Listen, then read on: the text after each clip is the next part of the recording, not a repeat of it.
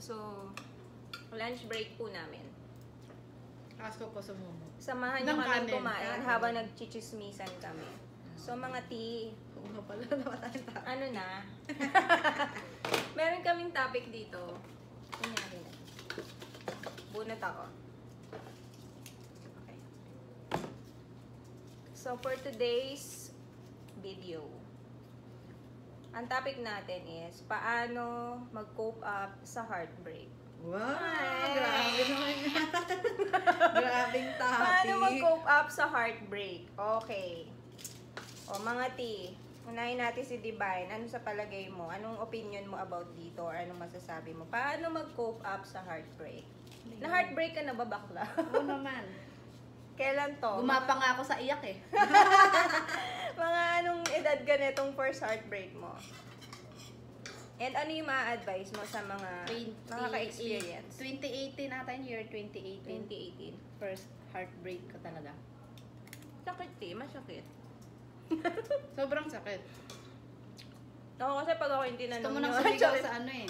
Sa loob ng kwarto. Okay, Gusto mo during nang that sumigaw. time. During that time. Meron ka bang ano? Like, mga friends na nahihingahan ng mga hinanakit mo, gano'n, mga napafeel mo. Oo naman. Sila yung tumulong sa akin para... Wow. Malaking bagay, no? Para makaano. Malaking bagay may nasasabihan ka na Oo, friends. oo. Kasi ako ganun din eh, every time. Every time, madaming beses na.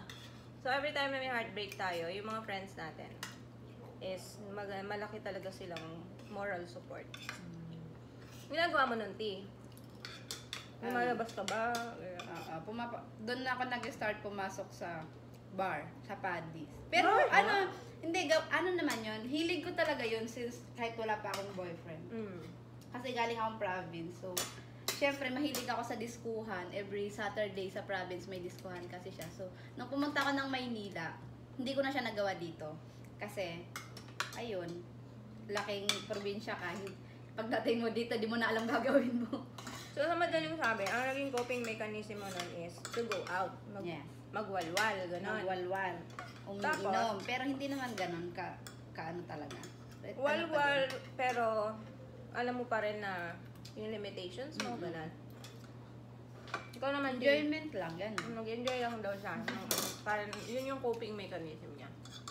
Ikaw naman, T. Kumain, gumala.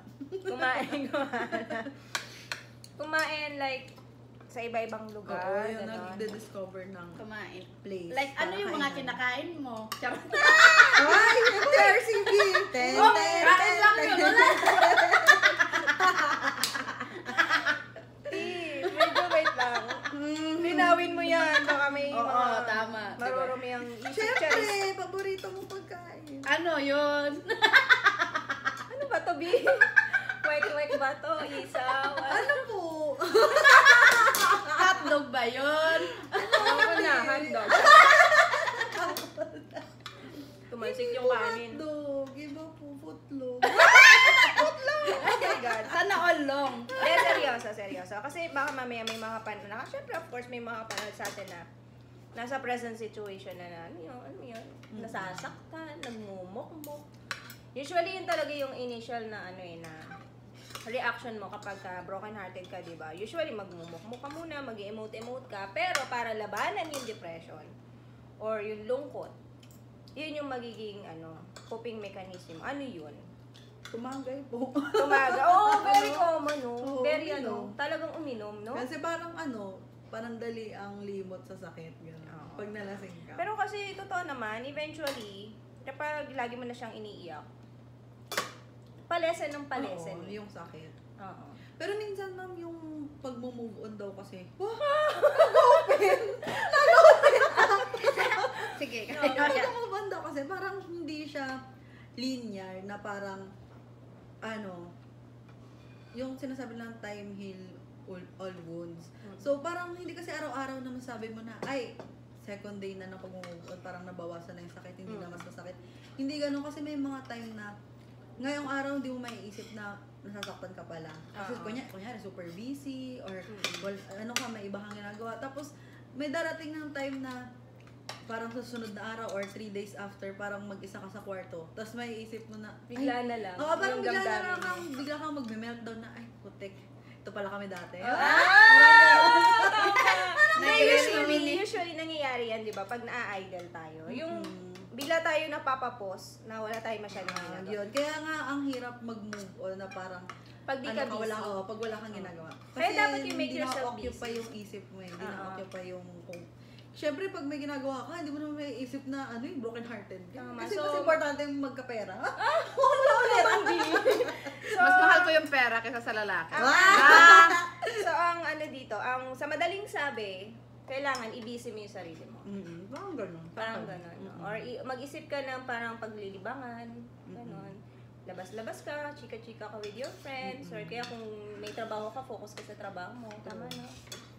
Okay. So, yun naman. Paano naman? Ito na. Nagtatry ka na mag-move on, di ba? Binibisi mo yung sarili mo. Eh, yung ex mo, makulit. Text ng text, chat ng chat. So, ano? So, parang gumagano sila. So, wait lang. Sorry, may kinuha lang. Diverse. May kinuha lang ako. Girl, napapag-usapan lang naman to. Oo. So, Pag isang i-generalize example. Based on your experience. Huwag kang magtara! Charis. Wag na natin i-base sa experience. Joke lang. I-generalize In general. natin. Kasi hindi lang naman tayo nakaka-experience yan eh. Lahat ng Madami. tao. Madami. Lang parang naman ako ng gano'n kumain. Ako kanina pa ako, dami ko nang nakain. Dapat ang title na Talaga. itong, ano natin, chikanis, napapag-usapan lang. So, wag natin i-base talaga muna. Sige, ganito na lang. Wag natin siya i-base experience mo. Pero, ano yung pinakang basic na common denominator ng mga nakaka-experience, mapababae o lalaki na nagtatry ka nang mag-move on eh. Pero bakit andyan na mangungulit? May mag-chat, may hindi ka titatantanan. Ganon. So, usually, ano ba yung ano? Wow, usually, ano ba yung ginagawa? Eh, na-experience ko na rin naman yun. Hindi ko rin alam. Hindi ko alam yung sagot. Ano, pinamagandang sagot ba dyan? I-ignore? Or i-entertain pa rin ba? Paano ba? Hindi ko alam kung ano yung tamang sagot eh. Pero, So, guys, comment down below. Oo, comment down below. Ano ba yung mga Pero, nangyari sa inyo? Kung ano ka na, kung decision mo na or parang gusto mo na talaga sa sarili mo na mag-move on. Yung gusto mo na talaga umalis dun sa sitwasyon na ayaw mo nang masaktan. Ganun. Yung gusto mo na mag-move on ka na, yung sarili Gusto mo mo na na lang ng yung- peace. Oo, yung mamahalin mo, may ano ka na, peace of mind ka na. Siguro ignore. Ignore. Ganun na, ignore. Siguro naman, kung mahal ka nung taong, yan, nag-break kayo, yung boyfriend mo or girlfriend mo, kung mahal ka talaga nung tao na yun, tapos alam niya sa sarili niya na nasaktan ka niya, tapos alam niya yung sakit na parang naramdaman mo, kasi syempre, ano naman eh, pag nakasakit ka naman kasi ng tao, imposibleng hindi ka aware na nasaktan mo yung tao mo. Aware ka nun. So, alam mo kung gaano siya nasaktan sa ginawa mo or bakit, kung ano yung reason kung ba't kayo nag-break up. Kung talagang mahal ka ng taong yun, parang bibigyan ka niya ng freedom na or time para mag-move on or para ano ba, mag-cope up sa sakit na naramdaman. Ganun, parang lang, kasi parang pakiramdam ko kasi kung hindi ka niya bibigyan ng time na yun, feeling ko ang selfish. Kasi alam mo na, Narinig mo yun. Charot. Sa mga nakikinig, dapat tayo selfish. Oo, Tama kasi, naman siya. Diba? Kasi nakasakit ka na nga eh, tapos gusto mo pa na yung taong Baga, sinaktan mo. balato mo na dun sa nasaktan Oo, mo na diba? patahimikin mo na siya. Oo, kasi hindi ba niya deserve na magkaroon ng peace of mind, na sumaya. Correct. Ganun, di ba? Kasi ilang araw o siguro ilang buwan, ilang taon na umiiyak sa'yo, di ba? Parang kinulong mo na, nakakulong na siya dun sa relasyon eh. Tapos, hindi mo pa bibigyan ng freedom. Pero kung halimbawa mahal mo pa naman, hindi, why not? Oo, Diba? Wala namang masama mag-reconcile. True, But the thing is, ang pinag-uusapan kasi natin is yung gusto mo na talagang wala na. Kung gusto mo talagang mag-break free, wow, Oo. English. Gusto mo department. English department si Akla. Mag-break So, free ayun. doon. Ganun lang. Marami kasing ano yan, maraming nakaka-experience talaga ng ganyan. Yung gusto mo na mag-move on, pero ayaw katantanan din talaga nung iniiwasan mong tao. So, yun nga. So, sabi nga ni Miss Liza, Hi! Bakit may pangalan? Hindi ako yun. Soberano, Charis. Yun, i-try na lang siguro as much as possible na iwas na lang. Kasi walang pupuntahan kung ano mo yun, urong-sulong kayong dalawa. Tama? Opo. So, ayun. Best advice. Inaks best advice. Ay, ikaw naman! Nakala mo talaga Ako ba? makakalusot ka sa tanong. Ano yung tanong? Ano yung tanong? Wait. Bakit mag-try na lang ako? Wait, yung tanong. Sabi, ang question ay, paano mag-cope up sa heartbreak? Ma'am Che. Ako kasi sa experience ko na madaming beses. Wow, that's a beses.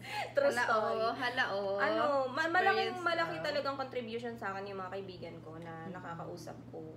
Na, True. nakaka-cope up ako kasi meron ako na paglalabasan. So, malaki yung factor na mayroon kang support system. Mapa-family yan, mapa-friends. True. Pero, yung personal experience ko naman kasi is, yung willingness naman kasi na ayusin pa. Dapat kasi hindi yun one way lang. Dapat parehas din kayo. Pero kung isa na lang naman yung lumalaban, abati, mag-isip ka na. Kung ikaw na lang din naman yung lumalaban, wag na. So true. Yan din naman yan sa akin. Hindi ko kasi din naman pinapatronize yung, sige, maging martyr ka lang.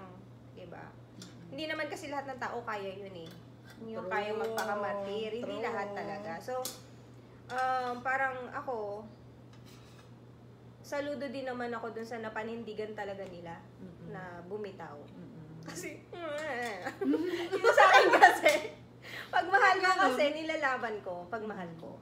Pero siguro, may point na ano. Pero na, mahirap kung wala mama. nahirap. It takes a lot of courage. It Wow, takes a lot English of din ulit courage, yun. it takes a lot of patience, and yun nga, madalas ka rin, syempre in doubt ka pa din. So, para naman dun sa partner mo na nanakit, dapat i-prove mo rin dun sa partner mo na nasaktan mo na worth it pa siyang ituloy. True. Diba? Na, Oo, kasi para saan pa bibigyan mo ng second chance kung ulit-ulitin lang. Wow! Ayoko talaga, bakit may hugot? teka lang, bakit ang lalim no? Isa ako sa buhay na patotoo dyan. Si Saint Ma'am Che. Ayun, so yun na nga. Wait lang, di ako makarelate. Charot. Kasi siya yung nananakit. Ganyan yan. Joke si lang. Divine. Ganyan yan si Divine. Okay, nakaway. So, yun yung ano natin, yung first topic natin for today. So, Sa sa susunod, mga araw naman yung iba. sa mga nasasaktan, laban lang mga Samahin lang kayo ng 5552. Para mawala yung ano nyo. sponsor natin ito. Ayan, ang ating sponsor. Charot lang, hindi po sila Sarap ng sponsor. ulam namin. Pecha de peligro lang talaga. Pero, yun. masarap naman. Nairaos naman Ay, namin oo. yung lunch namin. So, sarap talaga. last advice lang natin sa mga na-hurt din dyan. Na kaya nyo yan, T. Kaya nyo yan. True. Hanggat humihinga may pag-asa. Oh, no. Big talaga. Parang general hugot yun sa'yo. Hindi, ibig sabihin, Kung hindi ka na huminga, wala nang pag-asa. lang, yun. Talagang lang. Mag-pray lang din na tulungan kayo ni Lord na na maging matatag. Tapos yun, pag hindi na talaga ubra, bitaw na, T. Oo. Bitaw Tama na. na pagpapakatanga. Tama na! Tama na. Huwag yung nabilhan ng motor, gano'n. Bakit tama yung motor? Tama na pagpakatanga, stop na. Huwag mo lang tulungan magbayad ng motor. Huwag na, gano'n. Sarili na lang sipin mo. Tibak lang bakla yung bumili ka ng motor. Bakit bakla yung atake mo doon? So, yeah. So, thank you po sa pagsama sa chikahan Thank you for namin. watching. Charot. Thank you for Watching. watching. So, sana may napulot kayo sa mga pinagsasabi namin. Pero, yun nga. Kaya nyo yan. Kaya nyo yan. True. Ang lahat naman ng pain lumilipas. Oo. Diba? Sabi nga diba? nila, bilog ang mundo. Kung nasa ilalim ka ngayon, nasa ibabaw ka na bukas. Wow! Anong klase yun? Hindi ko alam. Yung words of wisdom. Ano yun eh? Ano yun? Kanta yun eh. Kanta yun, di ba yung Tatsulo? Hindi sila ang nasa tuktok. Tsaka hindi lahat na-apply to yung iba kasi, ang coping mechanism para mag-move on, nakikinig sila sa mga sad song para umiyak sila nung umiyak. Pero hindi din lahat na-apply yan eh. True. Yung iba lalong lumalala. So, depende na lang po sa inyo yun. Oo, kayo na lang bahala. Pati ba naman yung kami ba magtuturo sa inyo, Charis? Ayun na. So, okay. sana lahat maging happy na yun, makamove on na yung mga nasasaktan. And sa mga nananakit naman dyan, may araw din kayo. May pagbabanta yun, May guys. araw din. Maniwala kayo. Hindi, yung karma kasi, bro, sis, True. wag yun. Digital na ngayon ang Digital karma. na ang karma. So, Bukas ayun lang. karmahin ka Opinion, kaagad. ito po ay opinion lamang namin.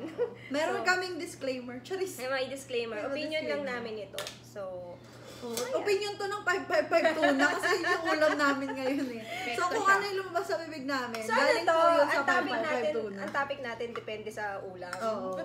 Ito galing sa lata. Lahat ng opinion namin ngayon, galing lang po sa lata. Yun po yung disclaimer namin. At saka sa rice cooker namin na cute. Ang cute ng rice cooker namin. O, diba? Ang saya. So, until our next chikahan, ingat po tayo, mga kachikas. Bye-bye! Ang daming alam. Cut!